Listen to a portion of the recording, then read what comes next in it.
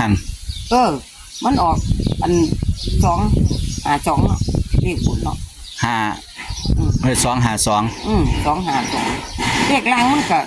มันเกี่ยวกับ2 หัวใกล้กับ2เพียงแค่2ตัวนั่นแม่กูได้ปานนั้นตัวกูบ่ได้เงินแม่กูเงินอยู่เด้ตีบ่เปลี่ยนนะเว้าอยู่เฮ็ดสิบ่2จังซี่ล่ะมีแต่ว่าเจ้าของฝันบ่ได้บัดเอาไปเว้าแล้วบัดอันมันออกมาแล้วบัดคือพ่อบ่ตีเอาตีอยู่บ่ก็ตีว่า2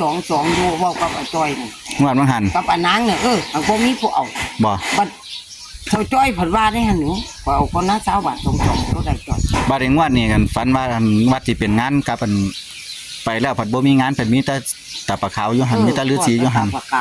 สิตีหยังบัดนี้ได้กินตาปลาขาวแล้วว่าเราเป็นฤาษีจะตีบ้านเลขที่วัด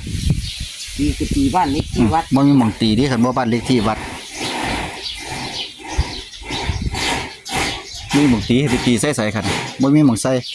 ส่บ้านเลขที่วัดหม่องเดียวเด้3553 353